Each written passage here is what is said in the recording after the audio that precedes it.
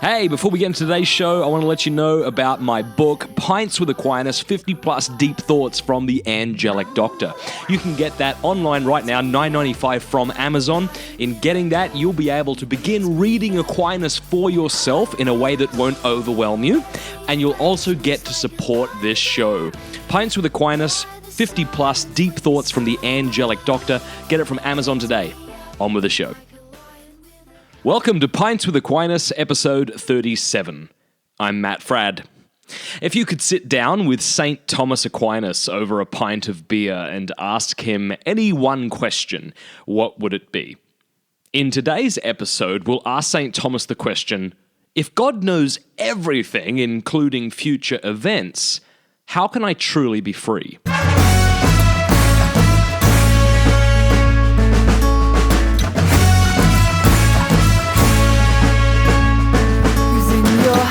Good to have you here at Pints with Aquinas. Thanks for joining us. This is the 27th of December. So next time you'll be hearing from me will be next year. Crazy, hey? Remember when you were a kid and a year lasted for like 5 years, or at least it felt like that, and then you get older and then a year feels like 3 months? It's been crazy. I live in Georgia. It's getting really cold here. But anyway, wherever you are, I hope you're doing well. I wanted to address this question because someone sent me a message over Instagram, I think it was, having to do with God's omniscience and our free will. So in this conversation, what I want us to do is to talk a little bit about free will, what Thomas Aquinas has to say about free will. Are we actually free? Talk about God's omniscience, what that is, and whether or not there's a contradiction there between God's omniscience and our free will. And then I'll also, since we're on the topic of omniscience, raise another question. It's often said that God is a silly concept for this reason, okay? If God is omniscient, if he knows everything, then he would know what it's like to be afraid. But if he knows what it's like to be afraid, then he's not all-powerful, right? So doesn't that disprove the existence of God? We'll touch upon that as well. Now, as with every episode we do here at Pints with Aquinas, entire books have been written on these topics. Entire, maybe libraries have been written or could be written. So as, like always, right, we're going to just be skimming the surface of these topics. But, I've been pleased to hear many of you who have written into me, you've said that you can't listen to this podcast while working out or while driving. You have to be sitting down to kind of think through these things. So I'm happy to hear that. I'm happy that even though it's, a basic introduction to St. Thomas Aquinas and different things having to do with the Catholic faith, that it's engaging our mind, right? Our blessed Lord told us to love the Lord with all of our heart, soul, strength, and mind. And so that's where I hope this podcast is filling a need. All right. Let's get underway here and see what Aquinas has to say, first of all, regarding free will. Okay, let's see here.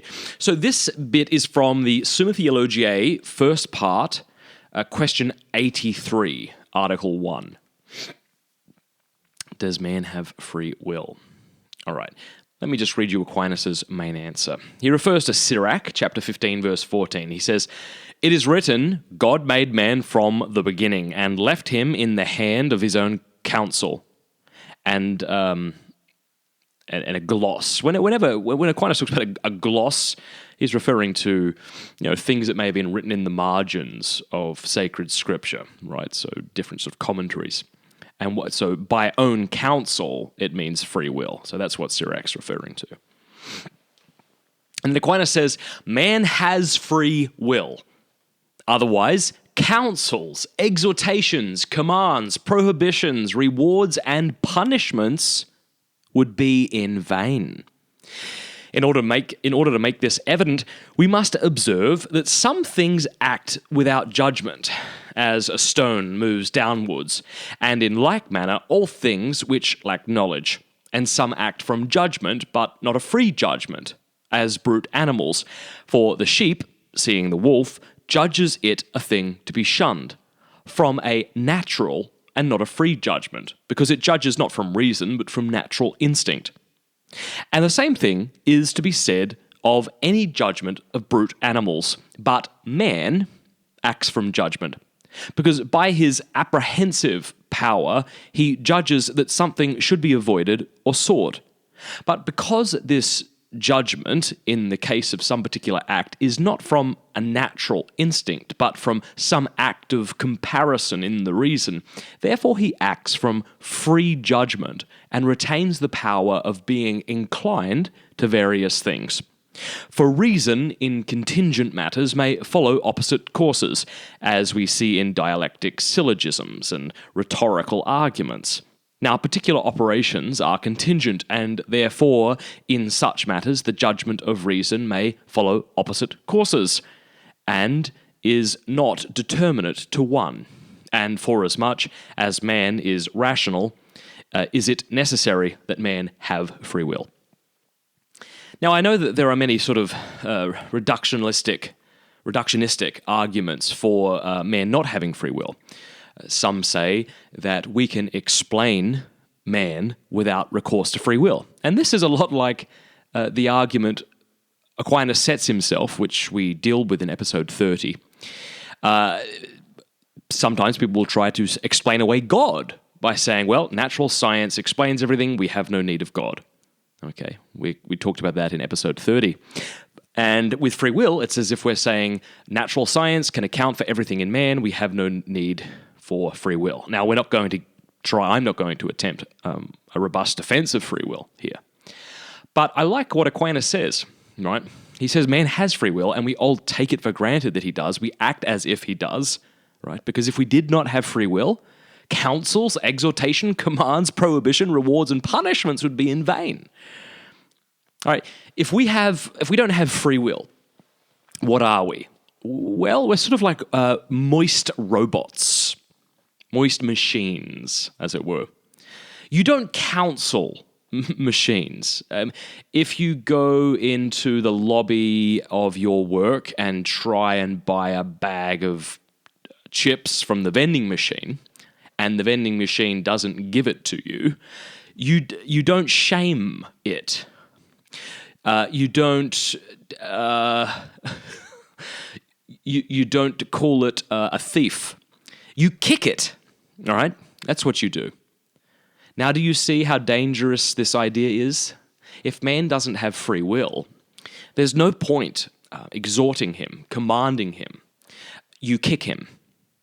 You treat him just like he is, a moist robot, to get what it is you want. Likewise, rewards and punishments would be in vain, Aquinas says. Okay, so all of this just goes to show what the church has always taught, and that is that man is free. Okay, so again, what does it mean to be free? I'd like to read from the Catechism of the Catholic Church, paragraph 1731. It says, freedom is the power rooted in reason and will to act or not to act, to do this or that, and so to perform deliberate actions on one's own responsibility. By free will, one shapes one's life. Human freedom is a force for growth and maturity in truth and goodness. It attains its perfection when directed toward God, our beatitude. Okay, so freedom is not the same thing as license. Okay, you hear some people and they say, well, I look at porn, I should be free to do that. The thing is, though, when people look at porn a lot, it's precisely their freedom that's being eroded. Here's another quote from the Catechism here. This is from 1733. It says, the more one does what is good, the freer one becomes. There is no true freedom except in the service of what is good and just. The choice to disobey and to do evil is an abuse of freedom and leads to what? The slavery of sin. Okay, so man is free. But here's where the conflict comes in, and some people will say, well, okay, well, man's free. That means he can choose to act or not to act, to do this or not to do this. But listen, God already knows it, doesn't he? And if God already knows what you will do, say, 10 years from now on February the 2nd, how on earth can you say in any meaningful sense that you were free to do it? I mean, if God already knows what you're going to do, then you couldn't do otherwise, right? Well, this is not true, and here's why.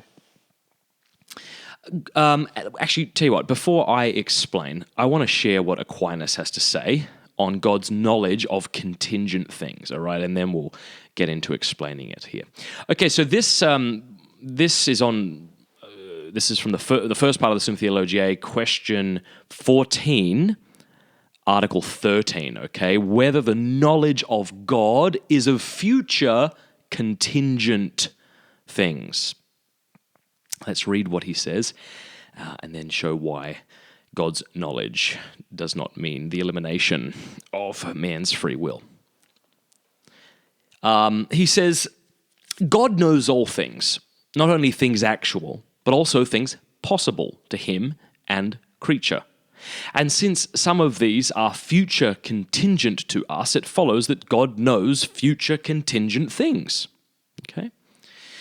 In evidence of this, we must consider that a contingent thing can be considered in two ways. First, in itself, insofar as it is now in act, and in this sense, it is not considered as future, but as present.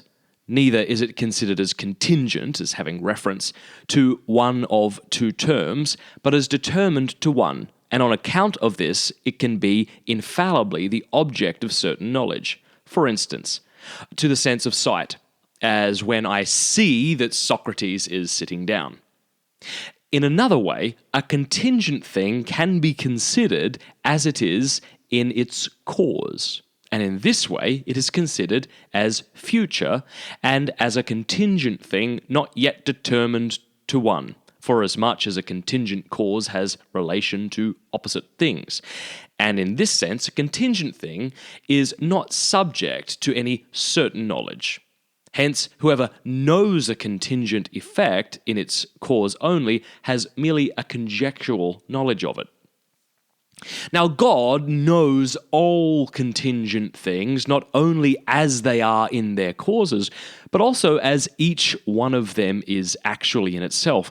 And although contingent things become actual successively, okay, nevertheless, God knows contingent things not successively, as they are in their own being, as we do, but simultaneously.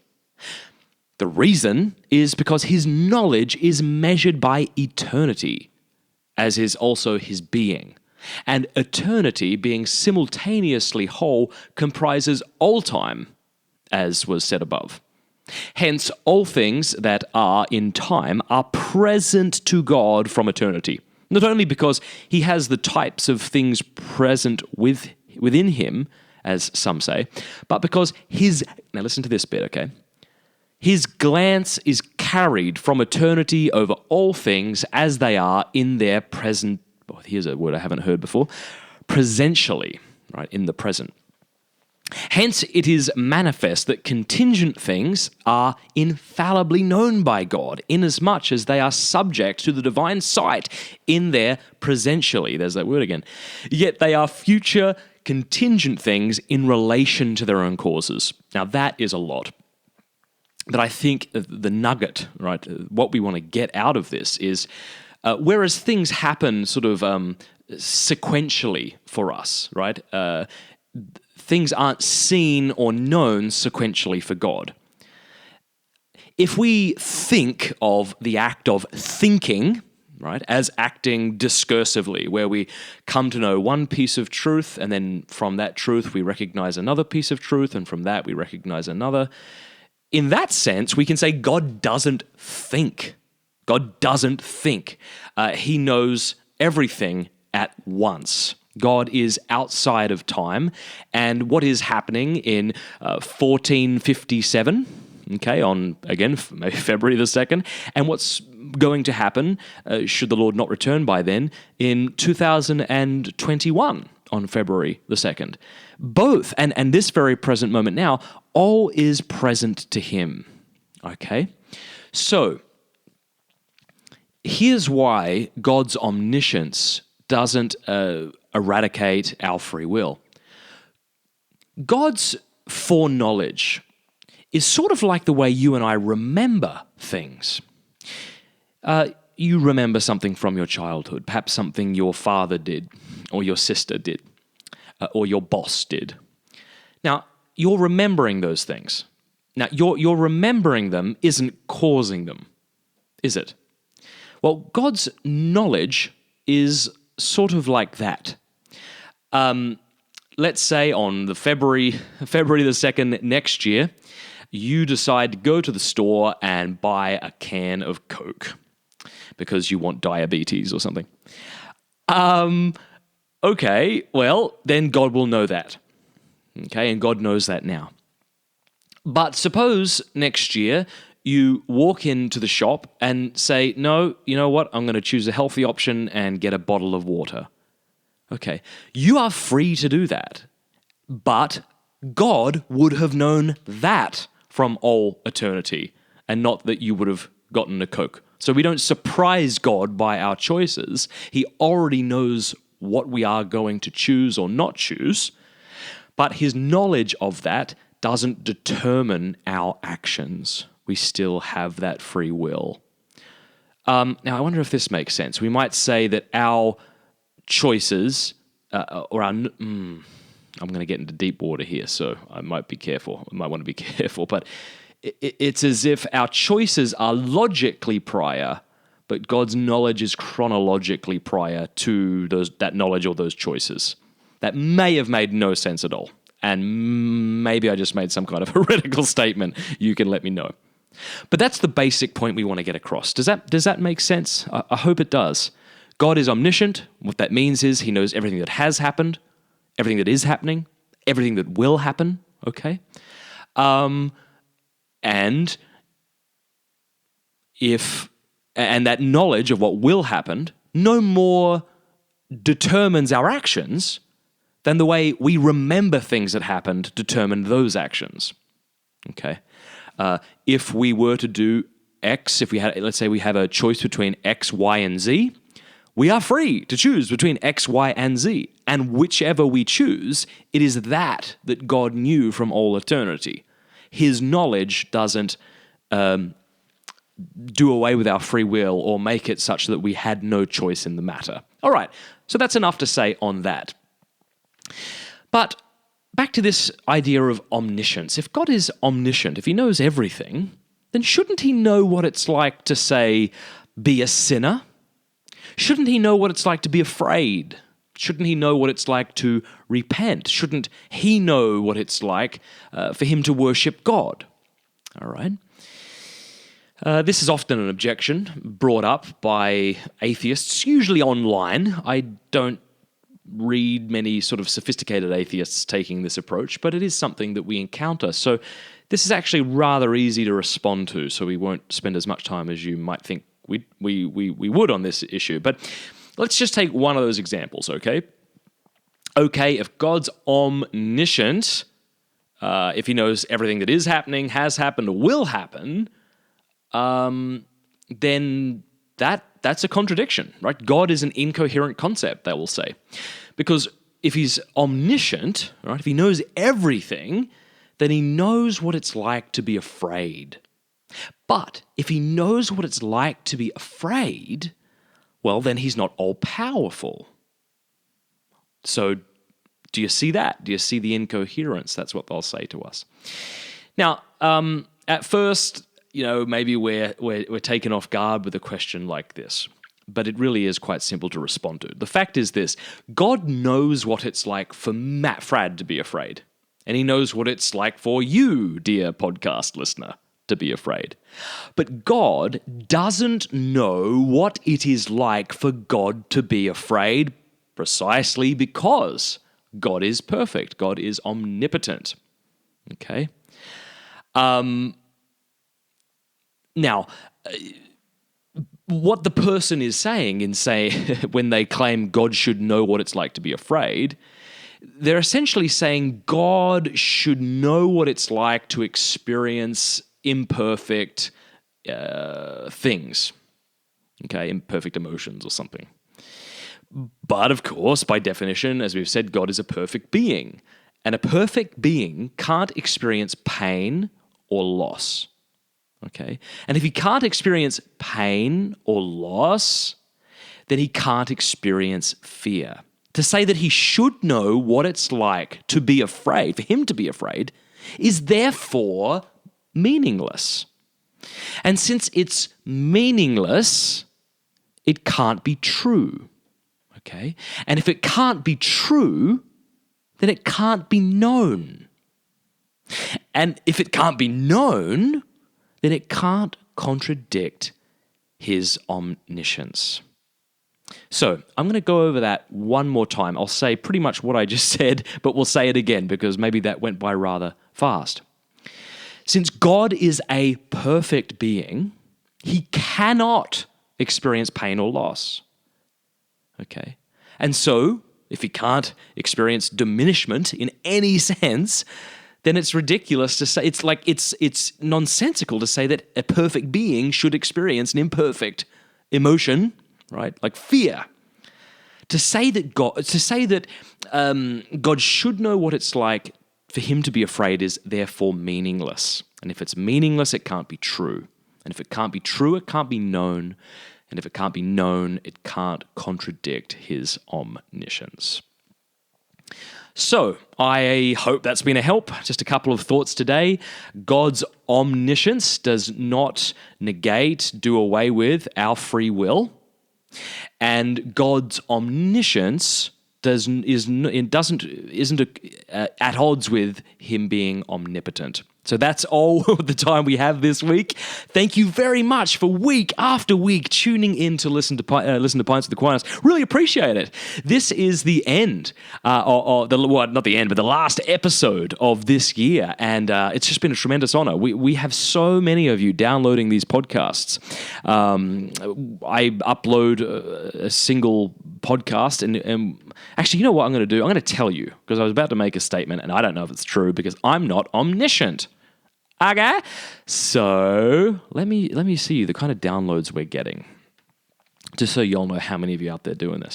When I when I put up a podcast, within about a week or two, we usually have over 3,000 downloads. That's pretty awesome. Right now, we've got about almost 200,000 downloads.